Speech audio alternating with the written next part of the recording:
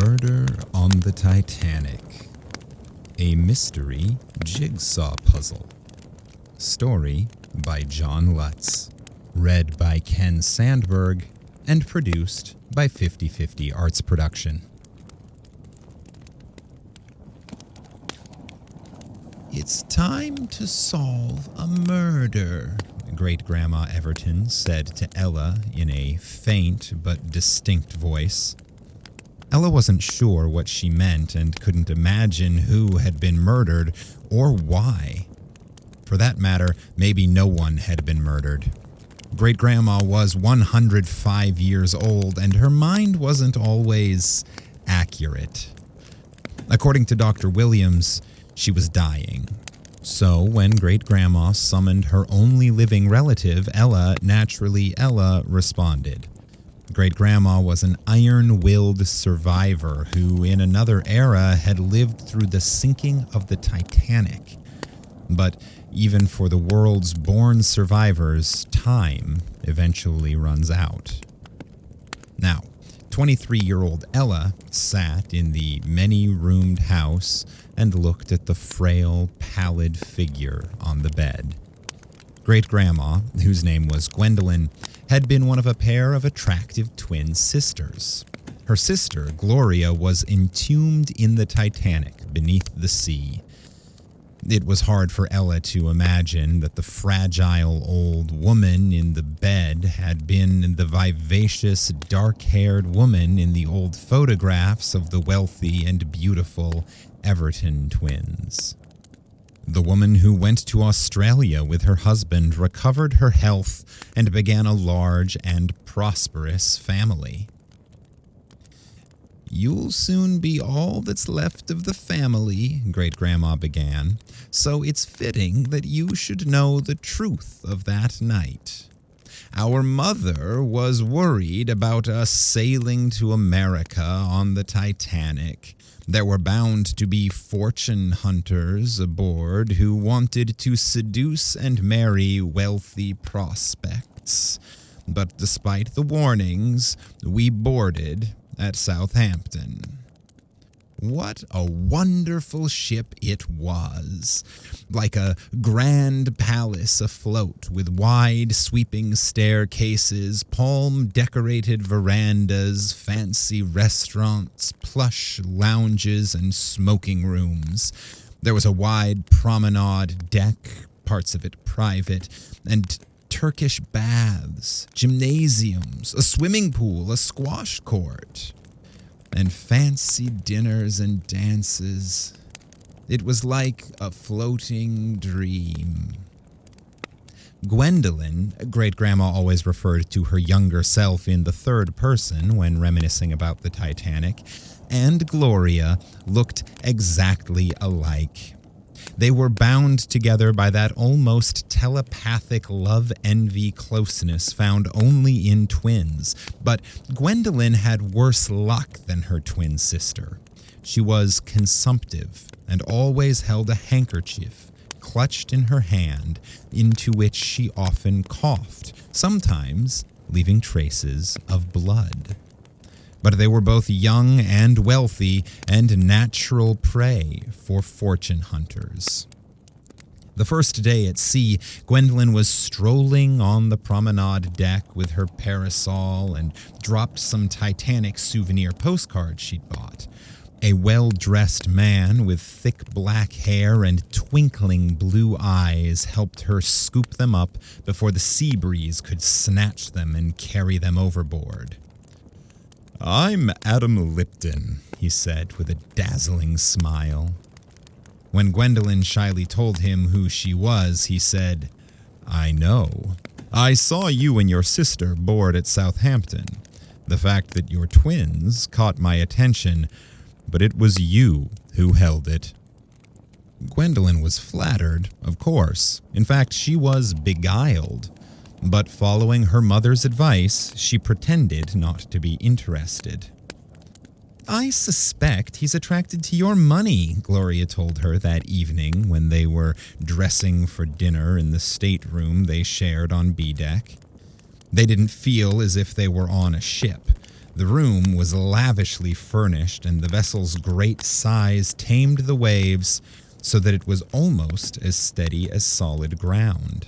"You don't know him," Gwendolyn said, choosing a pair of plain earrings from her jewelry box. Gloria looked grimly at her in the dresser mirror. "Neither do you, really. Remember what Mother said about fortune hunters? We'll see how well you remember it when someone that handsome is attracted to you," Gwendolyn said with a smile. But at dinner, another handsome young man, seated at the table, seemed to be drawn not by Gloria, but by Gwendolyn. He was in his late 20s and had large dark eyes and wavy blonde hair. When Gloria told him he had the sensitive face of an artist, he turned to Gwendolyn and said, "Your sister is right. I'm a playwright." He introduced himself to all the table. "I'm Louis Burnsword. I'm going to New York to get financial backing for my new bedroom farce, Double Double Bed." Gloria blushed. Everyone at the table laughed. Conversation and wine flowed freely. The food and service were excellent, and the Everton twins agreed that sailing on the Titanic was marvelous. After dinner, the twins had drinks in the first-class lounge on A deck, and Burnsword continued focusing his charms on Gwendolyn. Gloria noticed Adam Lipton standing off to the side, glaring at Burnsword. But a few minutes later, he was all smiles as he joined them, and Gwendolyn introduced the two men. "I'm an old friend of Gwendolyn's," Lipton said with a wink aimed at both twins. "I was under the impression everyone here met on board," Burnsword said, obviously eyeing Lipton as a rival. "There are sharks around here," Gloria said. "There's not much danger in these waters," a man nearby said. "The Atlantic's too cool for them this far north." "I wasn't thinking about the ocean," Gloria said. Burnsword looked at her smiling. "Are you an actress? You and your sister are certainly beautiful enough." "Perhaps you can find financing for your new play even before you reach New York," Gloria said. Gwendolyn glared at her. "My sister has a suspicious nature." "She should be suspicious," Lipton said. "Two young women of such beauty and obvious means are the natural targets of the unscrupulous." "A professional actor couldn't have said it better," Burnsword told him. The conversation might have become more openly hostile if a handsome, bearded man in a White Star Line uniform who'd been making his way through the lounge and introducing himself hadn't approached the table. "I'm Captain Edward Smith," he said. "Are you enjoying the voyage?" Everyone at the table put aside ill feelings and assured the captain that his great ship was a pleasure. Captain Smith smiled at the Everton twins. "You two should bring us luck," he said. "The Titanic has a twin sister ship, the Olympic. Perhaps there's a set of identical twins on board her, too." He gave them a little salute and moved on to chat with other passengers. After leaving the lounge, Gwendolyn and Gloria put on sweaters and went to the promenade deck. Though the night was cool, it was beautiful.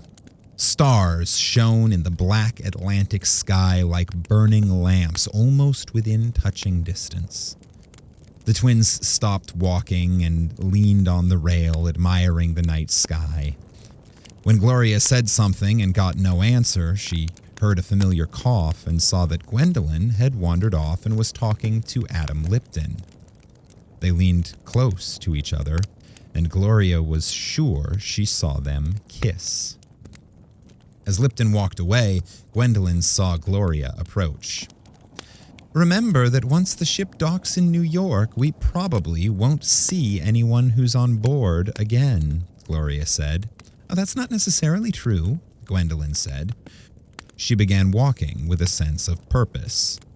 "Where are you going?" Gloria asked. To the first-class smoking room. It's toward the front of the ship.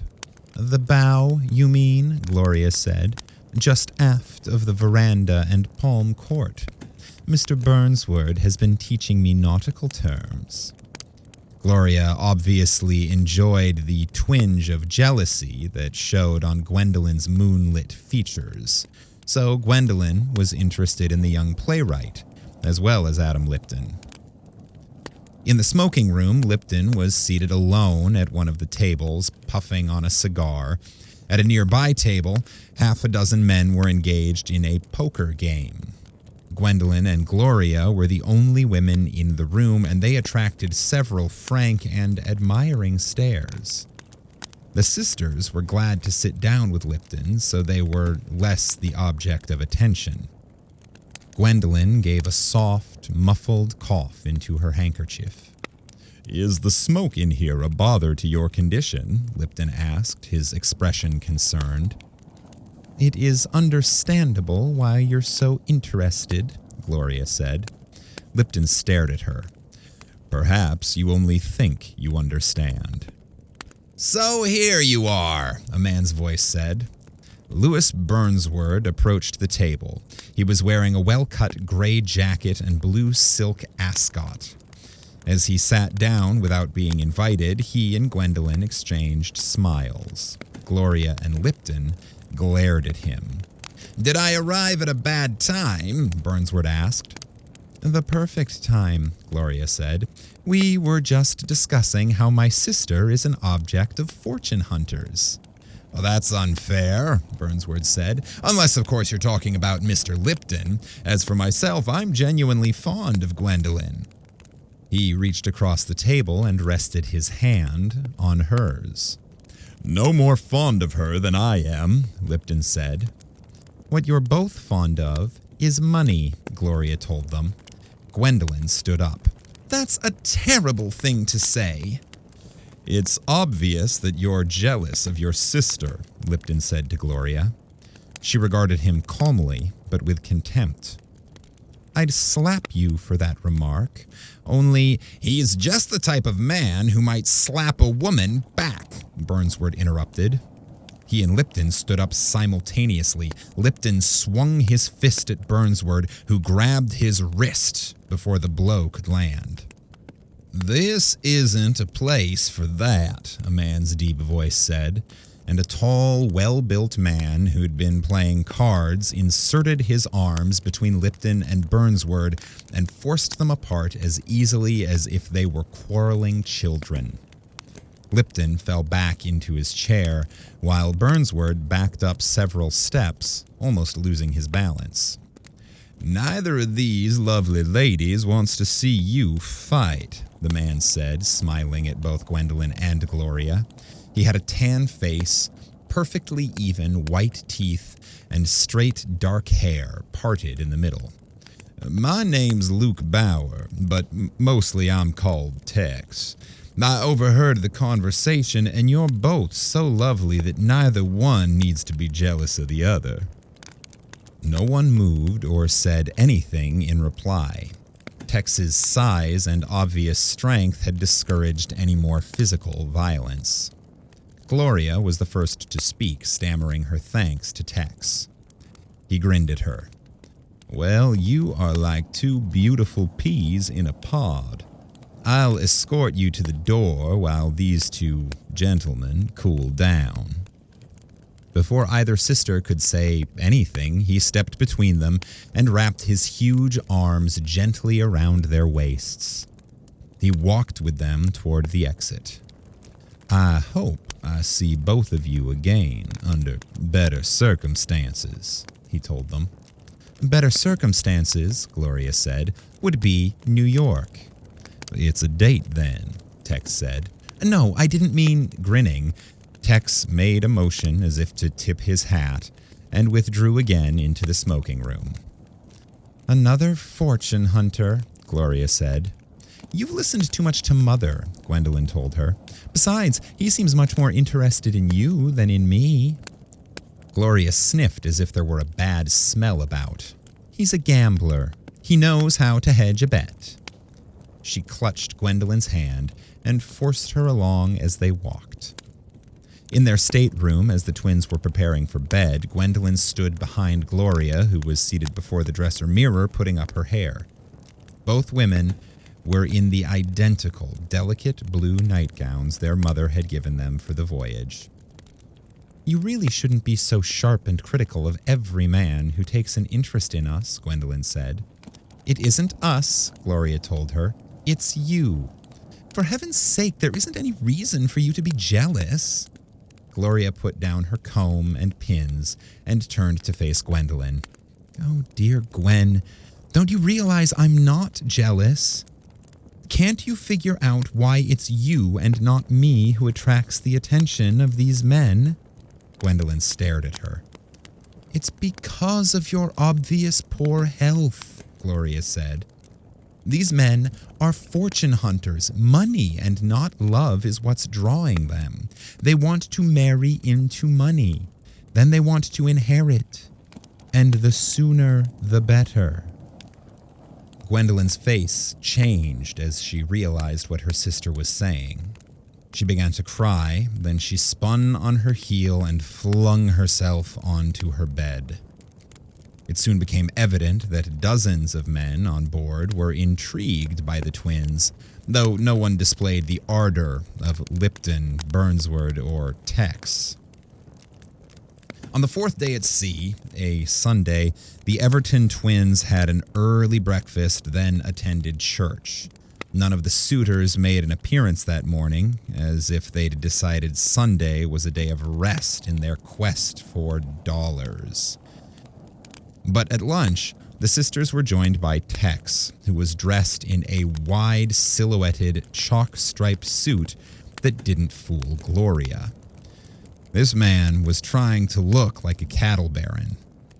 But beneath the expensive clothes, he was more likely an American cowboy with temporary cash in his pocket, or perhaps one of the card sharks rumored to be on board. The truly cultured and wealthy could recognize each other without speaking, though apparently Gwendolyn hadn't yet learned the knack. Tex sat nearer to Gloria than to Gwendolyn. "I did notice a difference between you two lovely ladies," he said with a grin. Both women stared at him. "Other than Gwendolyn's cough?" Gloria asked. "Oh, yes. Miss Gloria, you've got this little mole on your neck just behind your right ear, and Gwendolyn doesn't. But I do declare that's the only difference I can see."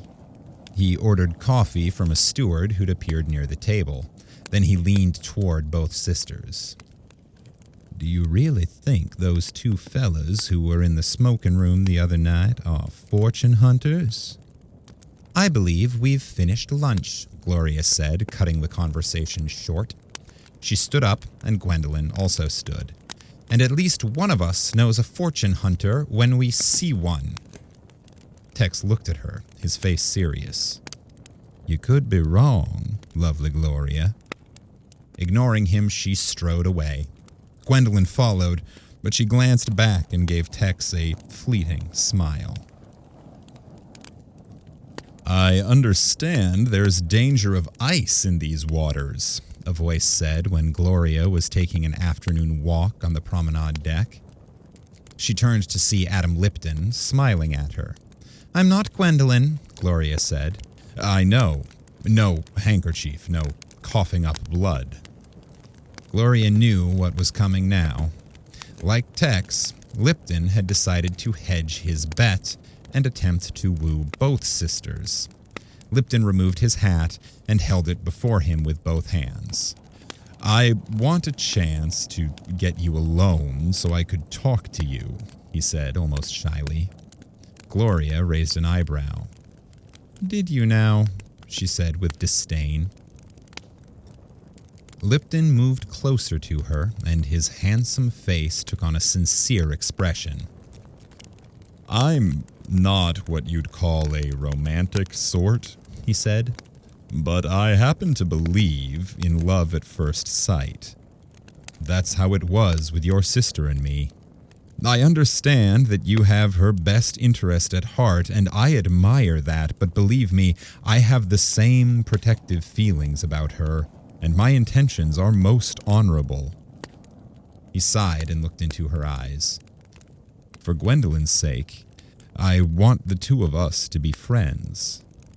Can you believe me, Gloria?" "Mr. Lipton, only a smitten fool like my sister would believe you. Now excuse me." Gloria turned away from him and walked toward the entrance to the first-class stairway. "Ice indeed," Lipton muttered behind her.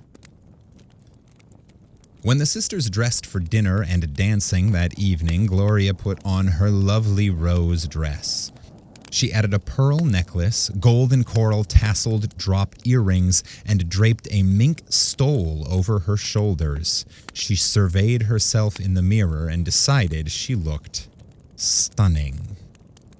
Gwendolyn wore a simple black dress and carried her ever-present handkerchief in a beaded evening bag. Her one piece of jewelry was a diamond and ruby necklace that had been in the family for generations. But even the necklace couldn't add luster to Gwendolyn.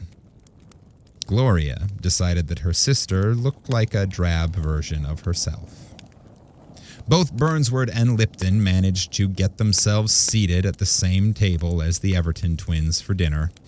In such mixed company, the conversation was guarded and polite, but when Lipton passed the salt to Gwendolyn, his hand brushed hers and lingered for a long moment before withdrawing. After dinner, Tex appeared and asked Gloria to dance. He did it in such a way that she couldn't refuse without causing a scene. On the dance floor, she was surprised by how smoothly he led her, but then smoothness was his business. "You really shouldn't think so poorly of me," he said as they glided through a waltz. "But I don't think of you at all," she told him. He only smiled. "I will win you over yet, Miss Gloria." It was after several dances that Gwendolyn gave a little cry like a wounded bird.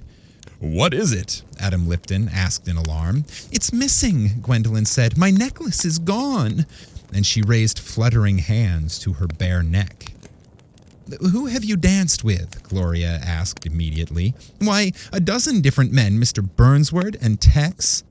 "And Adam Lipton?" Gloria asked. "Yes, I'm proud to say." Lipton glared at Gloria as he spoke. He'd spilled wine on his dinner jacket and removed it, and in his shirt and suspenders looked strong and dangerous, causing Gloria to have second thoughts about taunting him. "The necklace wasn't necessarily stolen," another man said. "It might have broken and fallen off."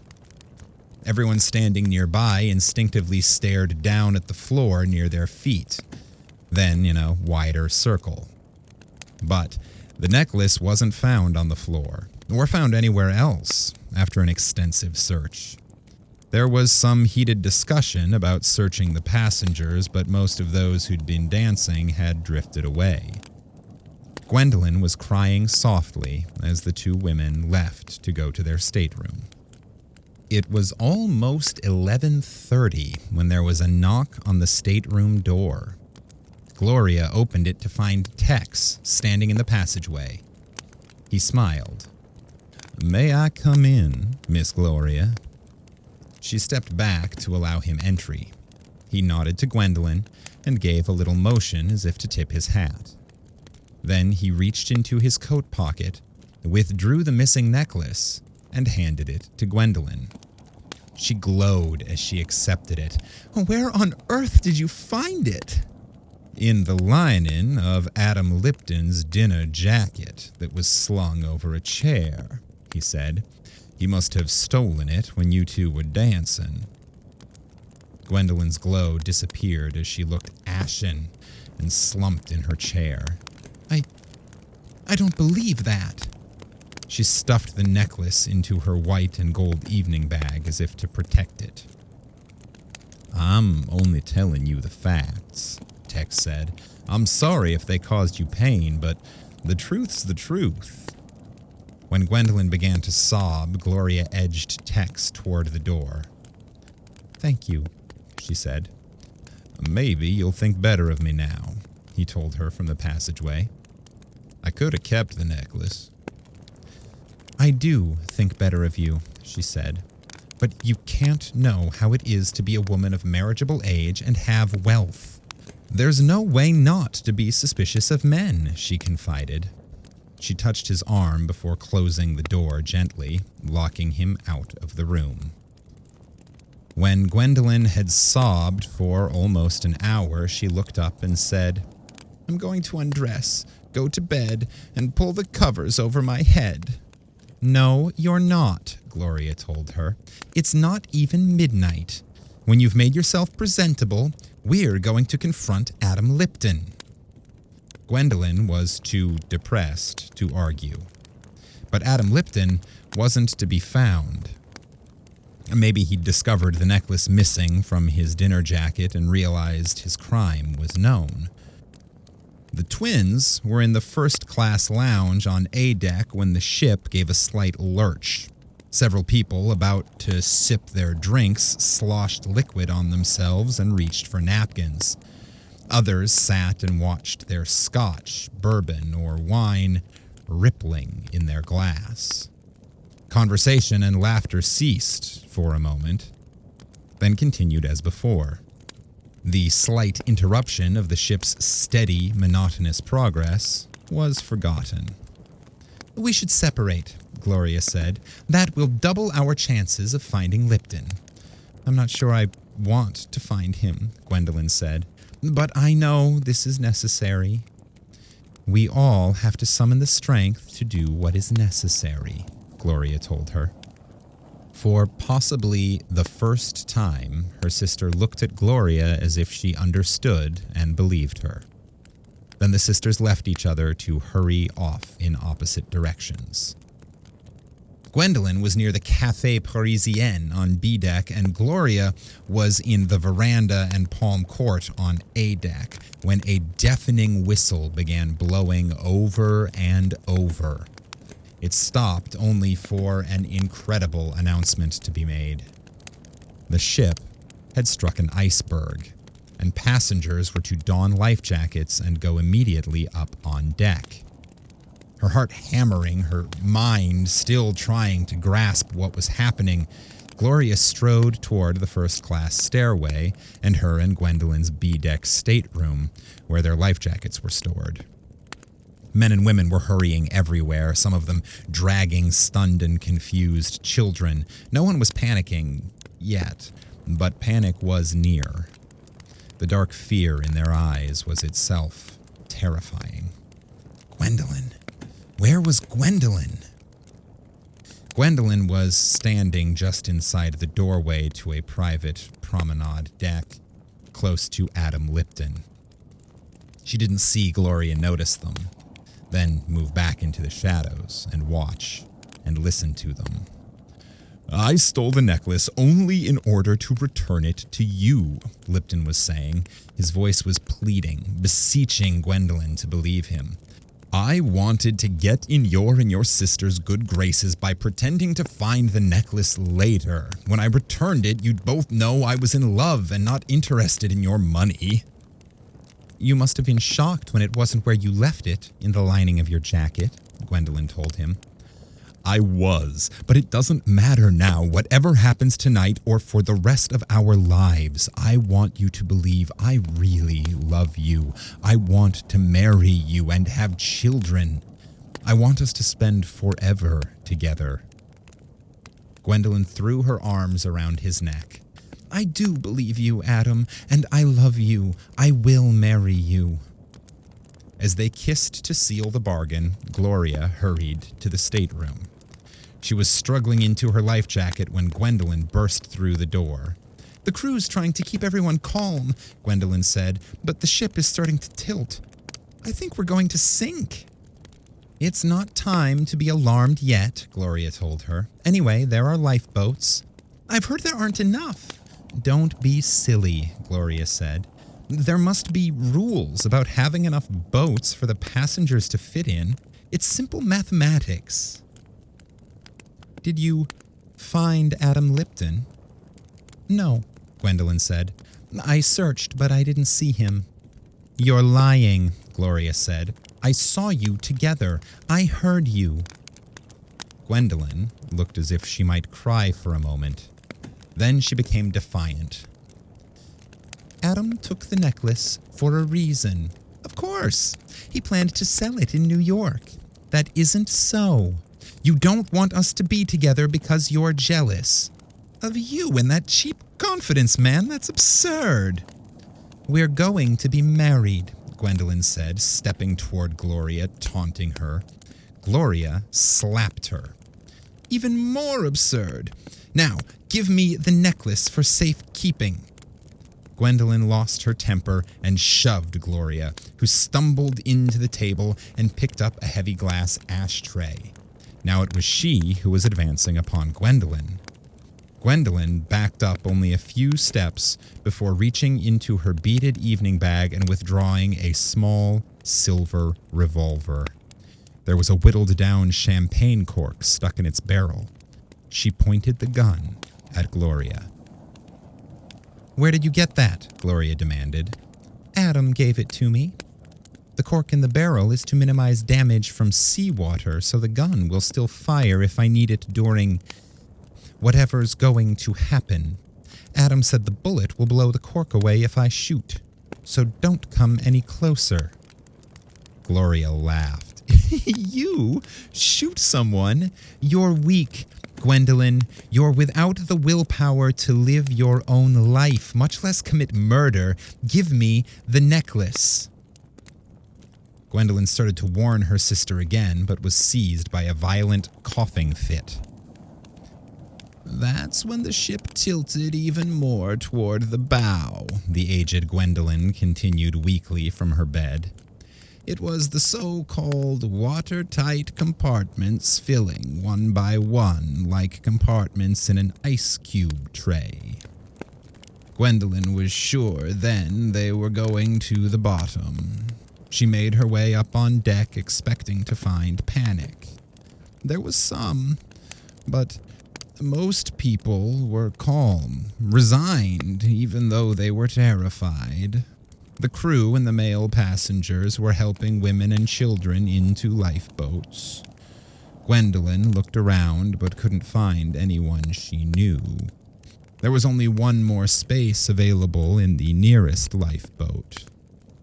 As a crewman clutched her arm and started to help her into the boat, Louis Burnsword elbowed past and tried to claim the space. His eyes were wild, and he was clutching a bound sheaf of papers, his play, beneath an arm. The crewman started to deal with him, but suddenly Tex Bauer was there. He grabbed Burnsword around the waist and pulled him back. The next thing Gwendolyn knew, she was in the boat, and it was being lowered to the sea. Oars were placed in the water, and they began moving away from the Titanic. As they got farther away, it became more obvious that the ship was about to sink. Its bow was low, and its stern was raised so high that the huge underwater propellers were visible. It was quiet, so cold it was near freezing. Then the band assembled on deck and began to play. The music came clearly over the dark, cold water. As they rowed farther from the ship, Gwendolyn saw Tex and a subdued Louis Burnsword standing near each other on the deck. Tex raised his right hand. Gwendolyn thought he was going to make his motion as if he was tipping his hat, but instead he pointed to his neck, just behind his right ear. It wasn't long after that when the bow went all the way under and the ship began its slide into the sea. The music stopped and people started screaming. Gwendolyn could see some of them jump into the ocean, only to be pulled down by the suction when the stern raised high and the Titanic plunged to its grave and left only a black and empty sea. It was so sudden, it shocked everyone. In the cold water, it was only a short time before the screaming stopped. The Titanic sank a little before 2:30 in the morning. It was about 4 when they were rescued by the Carpathia, a ship that was steaming toward them, but couldn't get there in time to save most of the passengers and crew. Here the aged Gwendolyn withdrew a withered hand from beneath the covers and handed Ella a large brass key. "That will unlock a room in the attic," she said weakly. "And it will unlock all the secrets. My trunk that washed up after the sinking is there, and some other things." Her chin sank to her bony chest, and it was obvious that she was dying. Her last utterance was one of deep regret as she touched a forefinger to her heart. "I didn't mean to hit her there." Shaken and confused, Ella wondered what secrets her great-grandmother meant. Was she confessing to shooting and killing her twin sister just before the Titanic sank? She had mentioned solving a murder.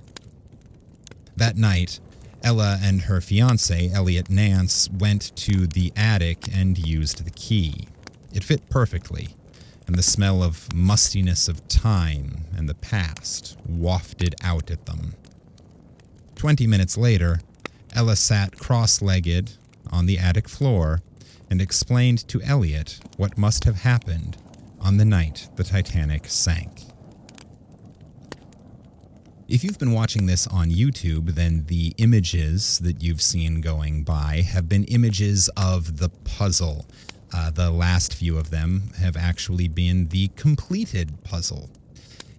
If you're just listening to the audio or are simply a fan of still pictures, you can find the images of the puzzle on the 50/50 Arts Production and Campfire Classics Instagram pages. That's Campfire Classics Podcast and 50/50 Arts Production. Go ahead and head to their Instagram pages where you can find images of the puzzle. Take a few minutes now, check out the pictures, go ahead and listen back to the story if you want, and see if you can solve the murder on the Titanic. We've read the solution to this mystery on the version of this video posted on our Patreon page. Patrons of 50/50 Arts Production have access to that version of the video in full. If you're not a patron and still want to get the solution, well, I suppose you have a couple of different ways you can do that. You could go out and purchase your own copy of the puzzle Murder on the Titanic, or you could share Campfire Classics' most recent podcast episode on your social media or directly with 5 friends, and then message us showing us that you've done that. That will also earn you a link to the full video with the solution here at the end. Those messages can be sent to 5050artsproduction@gmail.com or on any of our social media at 5050artsproduction or at Campfire Classics Podcast. Sorry for the misdirect, bait and switch, blackmail moment, but hey, that's how you get more listeners. We at 5050 Arts Production hope that you have enjoyed this video, and we'll see you next time.